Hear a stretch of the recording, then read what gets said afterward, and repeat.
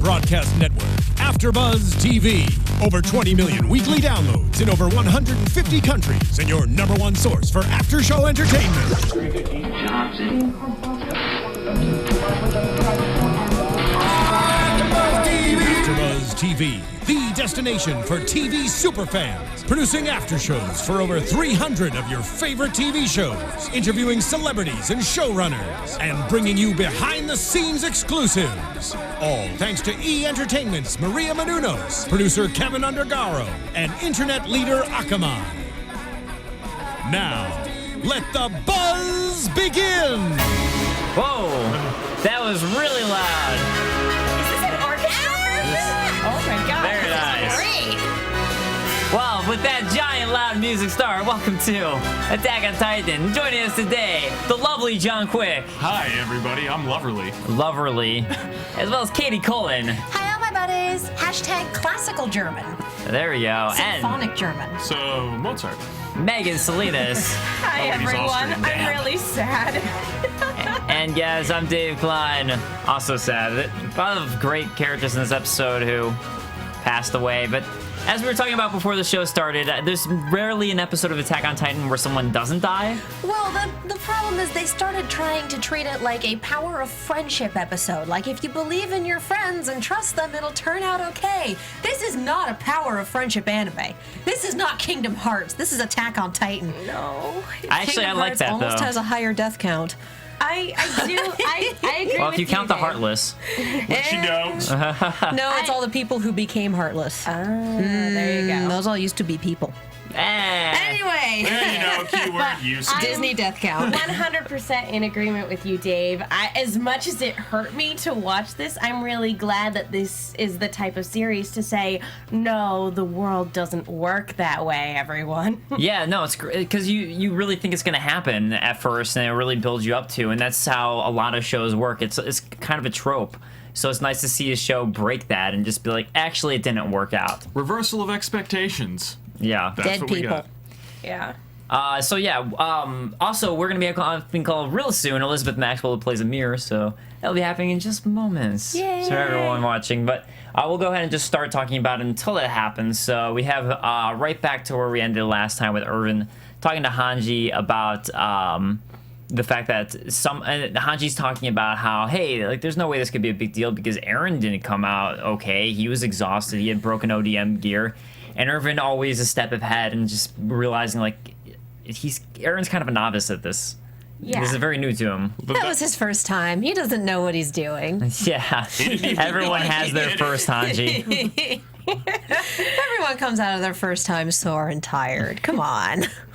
But that's absolutely right. It's very reasonable to assume that somebody who went on the attack with a very defined mission in mind came prepared, and that this isn't the first time they've turned into a giant titan or anything like that. No, They know what they're second time. doing.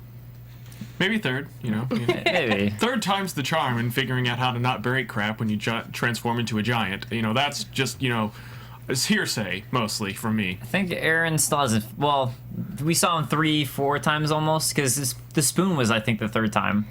Yeah. Does that count? Kind of. Maybe it counts as like a quarter because he only got like one arm and like some chest. True, Well, but he accomplished his mission. We'd have Yeah, to count the that's right. cannonball then, too. Yeah, well, that's what guys That's counting. a half. Well, Cannonball was So 2, right? he's gone 3 No, total. you're right. It was 4 total. 4, yeah, because first he transformed in the stomach, and then was the cannonball, then the boulder, and then the spoon. Yeah, But if okay. the Spoon being spoon most only counts important. as half, then the cannonball only counts as half, and we've got 3 total. Oh, there you go. Okay, there we go. Fine, there we go. We have a total number then. That is- Yay! Now that we've established that. That was the most important part. So we got a lot of it. Actually, what I found to be some of the most interesting part of this episode was Armin's talk with Jean. Yeah. About how the whole attack on Trost and Armin's theory that it was all planned out and they actually left on purpose and they left Eren alone on purpose because they weren't counting on that to happen. Like none of that. That attack was supposed to be something else. So Armin has It was really... supposed to be what happened X amount of years ago. It was supposed to be the same strategy, but the Armored Titan never showed up Yeah. because they weren't expecting Eren. So it was like, oh, abort. But we do have on the phone with us now Elizabeth Maxwell. Thank you so much for joining us. Hey guys, I'm delighted to be here. And we're Kind of on the phone with you. Wait, kind of. Well, In spirit this and was, in voice. I was gonna say this was also a really hectic episode that we're recapping here. This was an episode where a lot of people died. Although it's Well, 3 people. a lot That's of a characters lot. that we care about died. They weren't all red shirts. They had names and backstories. They counted. We call it the Game of Thrones Attack on Titan episode. Yeah. That's a lot of. There's a wall and everything. A lot of times when I explain to my friends what Attack on Titan is, I use Game of Thrones. I'm like, it's like Game of Thrones, but in anime, and even more deaths, and even more people die. Dear God, the similes are Yep. endless. Yeah, basically. Little less ice, few more giants. So, Elizabeth, what has your experience been like, or what was it like working on Attack on Titan for at least the first season? As I'm assuming you guys are wrapped up a while ago. Yeah, we did. We wrapped up the first season a while ago, actually. It was pretty magical, quite honestly. I don't know if you guys knew this, but Attack on Titan was actually my very first voiceover job. No. See, I saw it was like your Yeah. first or second, so I knew it was like one of those. But that's amazing experience and great anime to get on as your first job. Yeah. Yeah, I mean, it's kind of hard to top. It's a great story. Yeah, I was flabbergasted, quite honestly, that I was cast in it in the first place. And then it's just been a pretty magical ride. I mean, the reception by the fans has just been so amazing and heartwarming. And it's kind of opened up a lot of other doors for me. So Yeah, I'm it's been sure. really lovely. And as far as the show goes, did you know before you got onto Attack on Titan just how big it was? Because it was already a big deal before the English dub started. Did you know that? I actually didn't. I get really busy sometimes, and I get kind of a little behind on like current anime Yeah. because I actually do watch anime. I'm a fan as well as a voice actor. So I wasn't aware of Attack on Titan or how big it was getting, and I actually got called in to audition for it. I live in Austin. Funimation is based in Dallas, and I got a call saying, "Hey, can you be here in a few hours to audition for this?" And I was like, Nice. Wow. absolutely. So I dropped everything I was doing and drove up there. And on my drive, I called a friend to keep me company. Yeah. And they asked me, like, "Oh, what are you doing?" And I told them, I'm going to my first anime audition for this show called Attack on Titan. And they were like, "Oh, my gosh, are you kidding me?" And they started freaking out, and that made me freak out so bad. I was incredibly nervous. I probably shouldn't have made that phone call. Yeah, I was just thinking that. I was like, man, like it's a good thing you still ended up getting the role, because if you hadn't, I would have blamed the friend 100%. That's rough. Yeah, pretty much. Yeah, because like, well, if you're not nervous going in, and all of a sudden you're nervous because of that, that's like, oh, it was your fault. Well, it's kind of like if you're backstage in a play and somebody says Macbeth, who are you going to blame when everything goes wrong? John. I always blame I mean, I John. was already nervous enough. That definitely didn't help, but something must have worked. So wait, I so ended was up that your being first cast. audition too then? Because you're saying it was your first audition, or just... Yeah, it was my first opportunity to audition at Funimation. I take that back. I went in for like a general audition. They have those occasionally. Yeah. This was my first dedicated audition, like specifically for a show. Wow. So congratulations. Congrats. Yeah, that's That's a- wonderful. Thank you. So, okay, it's pretty Thank good, you, Mike McFarland. Yeah. pretty good track record there. You had a pretty good track record. Yes. One Just for roll a one. natural 20 just on the first go. Yeah. Yeah. Thanks. So, are you able to talk at all about any opportunities that have opened up for you since then, or is it all kind of on the hush hush, quiet?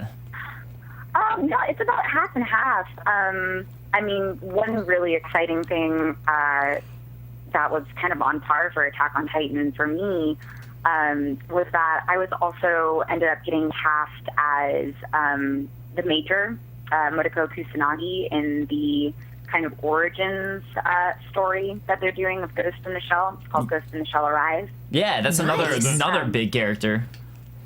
I'm sorry, what? I said that's another big role to get. Yeah, and that one kind of played really prominently in my childhood.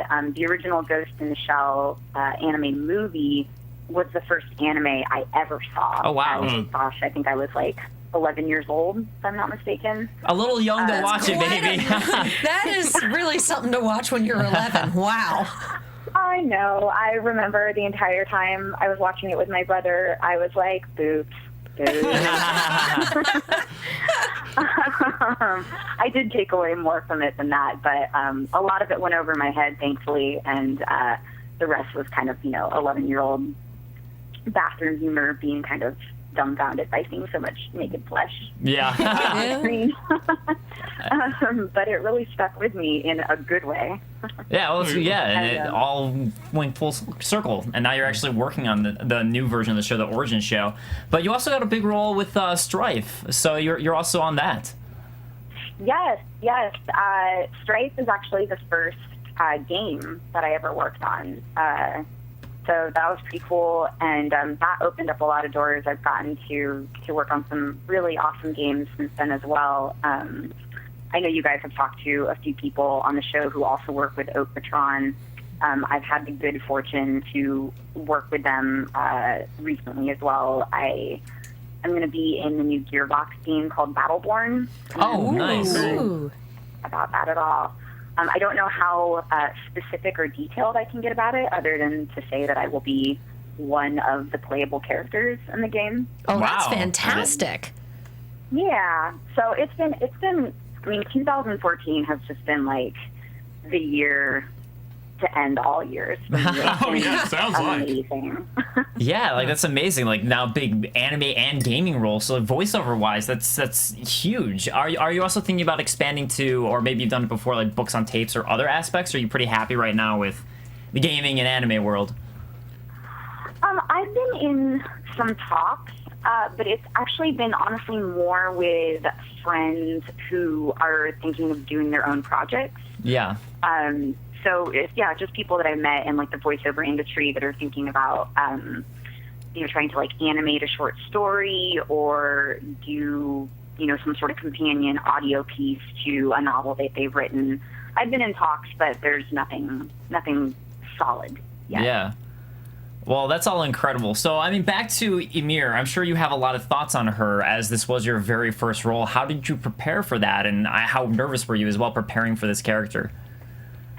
Well, I will say that sometimes I'm not always sure what to say because I haven't read the manga yet, so I am not always sure. Like, I don't want to get any spoilers or anything in there. We are trying to make it a spoiler-free show for people who are watching along for the first time, so thank you for that. Yeah, but I mean, if you haven't read the manga, then that means you're not really As spoiled. too spoiled. I think we only have about 4 episodes left in this season, something like that. So, yeah, we're pretty far along. I'm a little paranoid about it because I ruined it for a good friend of mine. Or just told them some spoilers they didn't want to know accidentally. I think we've all done that at least once. I didn't know very much about the storyline or the manga before I started voicing Ymir, which I think was actually a really good thing for me. I knew enough about her character and her relationship with Krista to kind of give me a platform to jump off of. Yeah. But one of the things I always found most interesting about her was her just kind of the way that she has this kind of unique moral code where she doesn't really answer to anyone but herself and who she chooses to kind of bring into her confidence. That was just like a personality point that really stuck out for me for Ymir, and a lot of like her like sass and swagger kind of sprang from that for me. Well, that being said, is there anything in particular that you identify with her?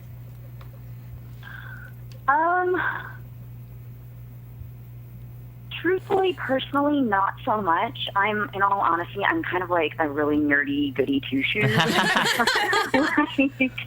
I'm the one that won't jaywalk and always follow the teacher's instructions. Yeah. So you're Krista. Yeah, I was just thinking that. You're more Krista in real life.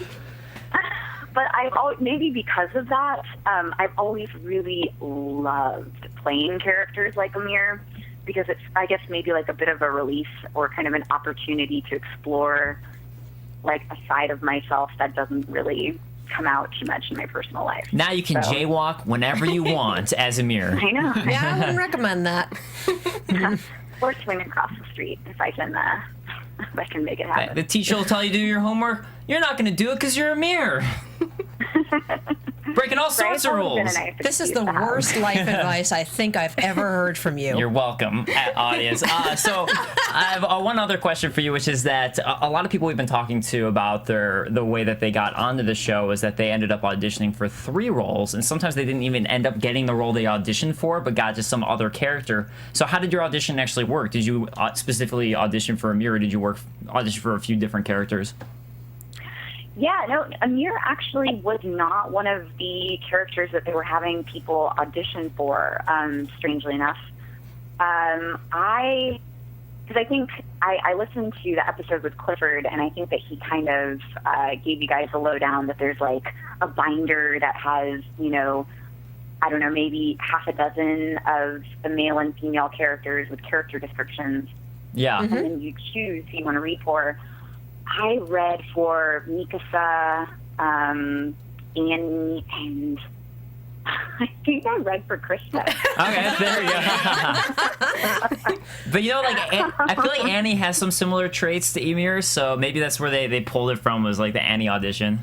Could be.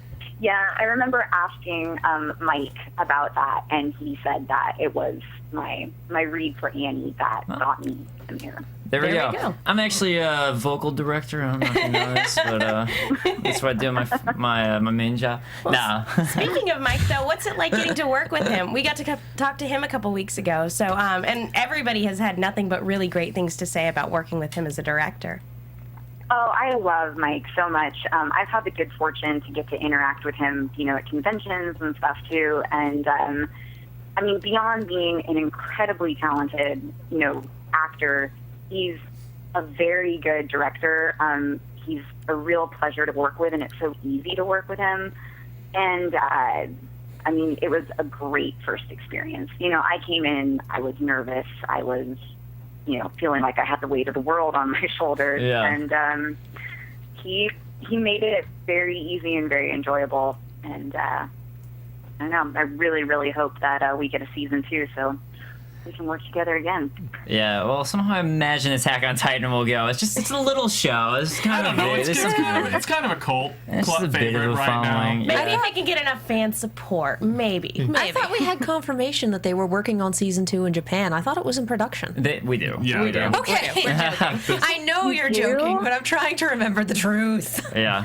Oh, you just made my day. Yeah, I feel like I've heard like so many rumors. It's hard to know like what to give, you know, weight to sometimes. Oh yeah. For Japan, like the Japanese productions for season 2 is already like confirmed. But yeah, it was kind of like everyone sort of saw that coming with this show because it's so huge. But yeah, again, congratulations on Attack on Titan. It's just such a huge show to get, and on your career finally launching.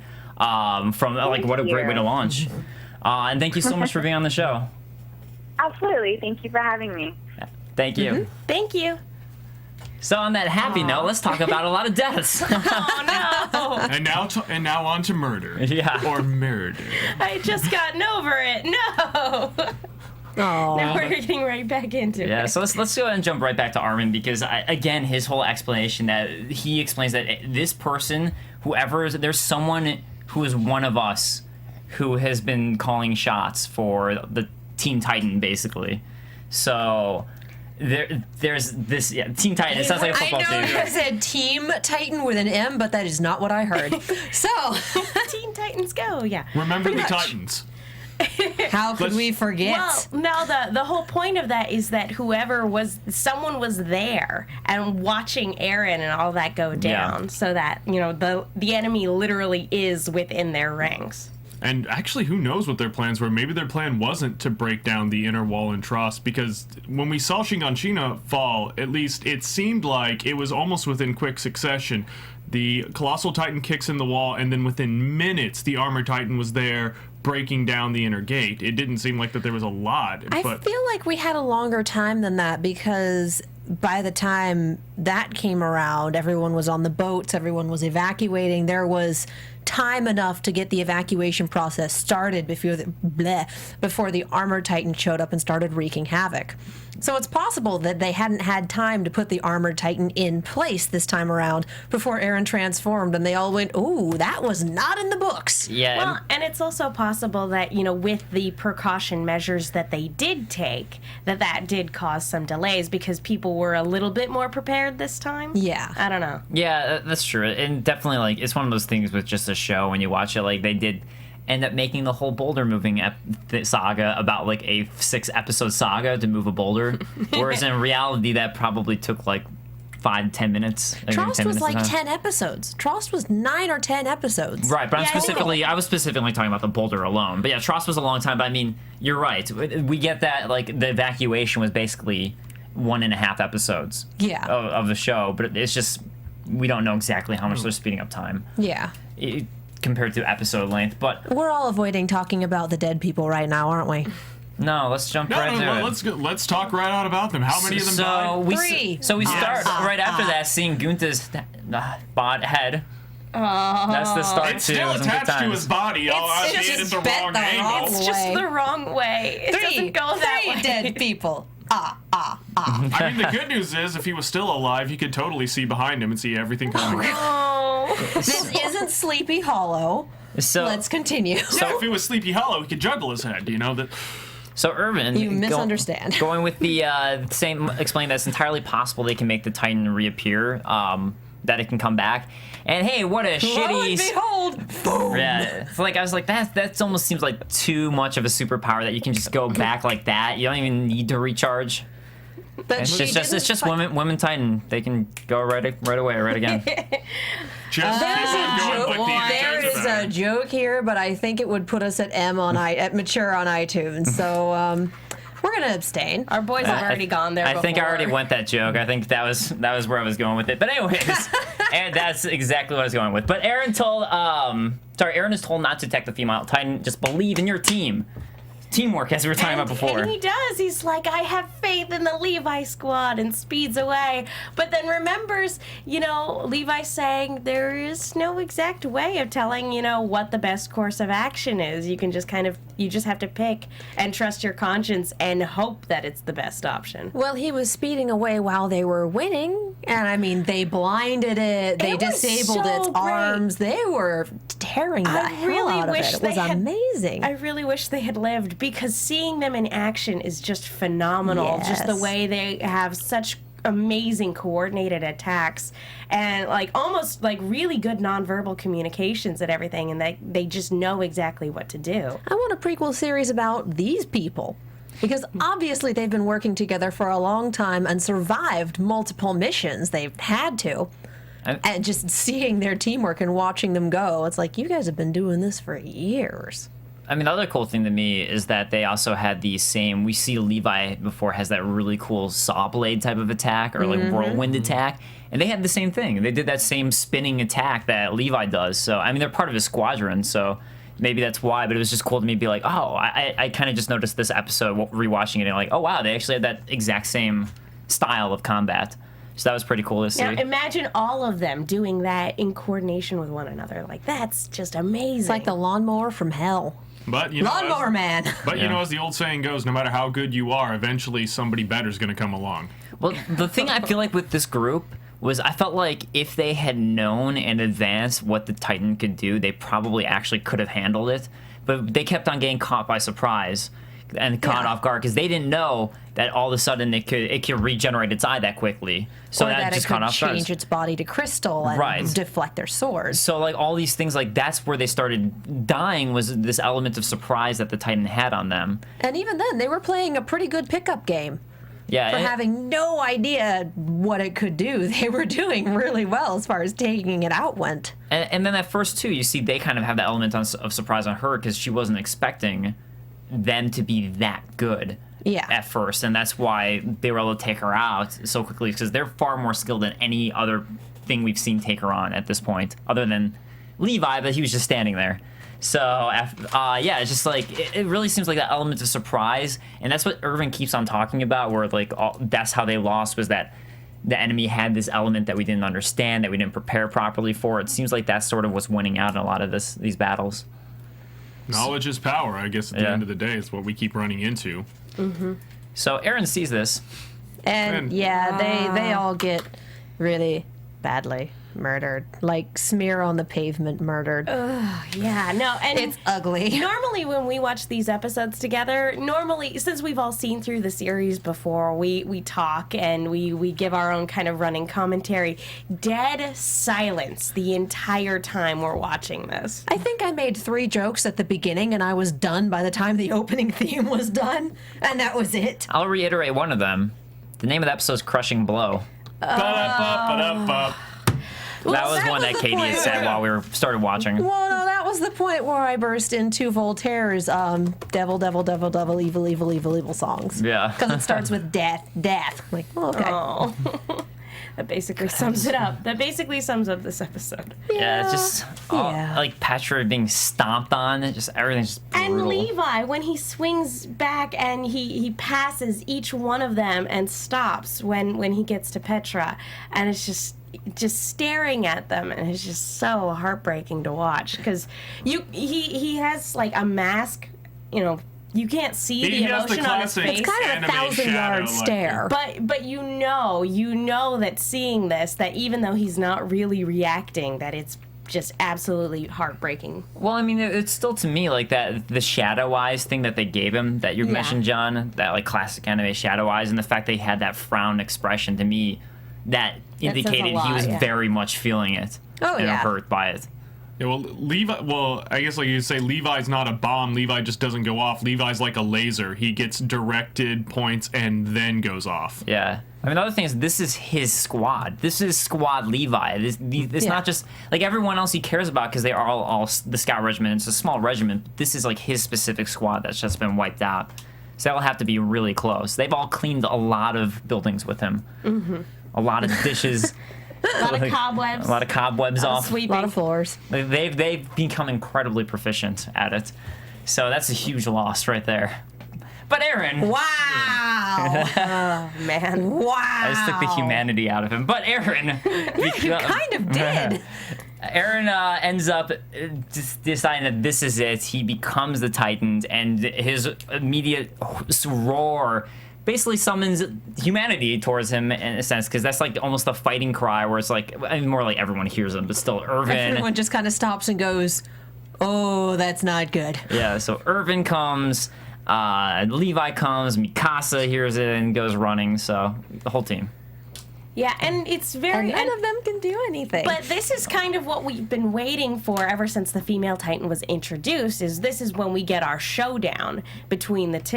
And Aaron is just unbridled rage and, anger and aggression. And whereas the female Titan, I can't tell if it's like partially just because she's worn out from everything that's going on, but she just no longer has that like look of delight when she's attacking. She's not having fun anymore. This is a very serious, controlled fight. She didn't seem scared. She seemed confused almost, like it wasn't. She seemed hurt to me. Like she looked like she was like like she was emotionally hurt. Honestly, I think she was scared. You think? Yeah. Because he's freshly become a Titan, so he's at full strength at this point, and she's just gotten the hell beaten out of her by 3 humans. And you can only have so much. It's technique versus straight up rage. It's the guy who knows how to play the fighting game versus the button masher.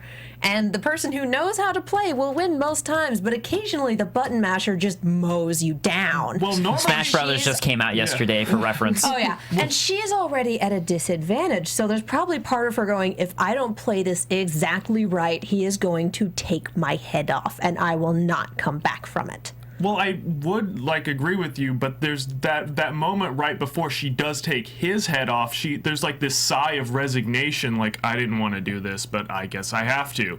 So I'm not sure if it's like real genuine fear or if it's like something else is going on within her head, and I don't even have a solid answer to that. But that sigh of resignation is like. But I do love how like all these emotions are conveyed without a single word. We have Aaron's inner monologue, but we've got nothing from her. Can I just say that I love what they did with the VO for his inner monologue while he's in Titan form? The way they distorted it? Yeah. My gosh. Yeah, I was thinking. I was also thinking great voice acting. Mind. It's like, to me, I was thinking the whole time like great voice acting on his part. And I have to wonder that if that is him doing the voice, or if there is some distortion in the recording. No. Like Well, I if they imagine it was both. specifically. They probably just layered some modulation over his voice just to really nail that home that he's currently in Titan mode. But I mean, to me, it was That like, was awesome. but it still his voice acting to me. I still noticed it on top of that. But yeah, it was definitely voice modulation. Oh, yeah. But yeah, it's funny to me too. Also, like his head just started like twitching out and going insane And as his eyes are rolled to the like, back of his all head. I could think of was Five Nights at Freddy's when you hit night 4 and all the Yeah. mascot starts doing the head twitch in the cameras. I'm like, uh-oh. You're like, Me. I gotta quit my job. I don't know why I accepted this job at this. I don't know Why why. did you come back for night 2? Night 1 should have made you quit right Well, away. you really Yeah. need to pay rent sometimes. Yeah, it's $4 an hour. Anyway, It's not worth we that can job. talk about Five Nights at Five Freddy's Nights later. at Freddy's. Play it. We gotta It'll wrap up terrify with you. Attack on Titan. So, anyways, after all that, after Eren starts going to rage mode, it's just she's too skilled for him. She dodges his blows. He literally breaks his own arms off and hand off. And as they're regenerating, she takes him down and kicks his head clean off. Well, in half, basically, like cracks off, kicks it in half, and then she bites him out of his Out of the Follows neck. him. body. Yeah. Oh. As her right in like front of mouth Mikasa. rips He open. has a really bad habit of getting eaten. Yeah, she's not too good at this game. Yeah, he's 2 for 2 now. That's not good. He's Or 0 for 0 for 2. Oh, that's what I meant. Yeah. I mean, but he has a pretty good record of getting out of it. He's not Elizabeth Maxwell. She would be 2 for 2, but he's 0 for 2. But yeah, so we have Mikasa. You know, now we see she's enraged and she starts attacking the female She Titan. takes like 5 seconds to kind of go, oh my god, don't leave me, you're gonna die. and she's stopped by Levi. Who told her to maintain a distance and keep following the female Titan, because the female Titan is jogging at this point, not sprinting like she used to. Yeah, well, I mean, at this point, too, like, this is her second transformation. First, she got knocked down by three Levi Squad. Then she got in that fight with Eren. And now, Mikasa just took out a few chunks of her, so you'd hope she's worn down at this point. She's probably, running a little low on fuel now. Yeah. You'd hope so. Otherwise, just that power of just like, oh, I'll just go out of Titan body and become a Titan again and be super powerful again. This is kind of insane. No, I think at the end of this one, she'd leave the Titan body and just be like, I'm going to sleep for a week. Yeah. Goodbye. Hope so, and then like I'm going to eat an entire pizza and sleep for a just week. eat nonstop food and just do the other anime trope thing, just eat tons and tons of food. Oh my god! If we could see that nonsense, and if it wasn't Sasha, Yeah. might be good. That would be kind of hilarious.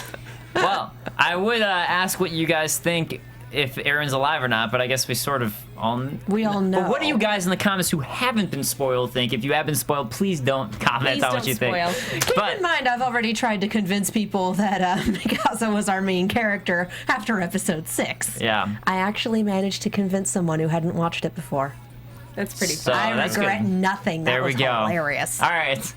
Well, maybe at this point Mikasa becomes the main character for real, and then you were just lying about the Blastars. Actually, this time. And guys, we'll see you next time. Once again, I'm Dave Klein. You can find me on Twitter at @TheDaveKlein. That's KLEIN. You can follow me on Twitter at the Menguin. That's TheMenguin.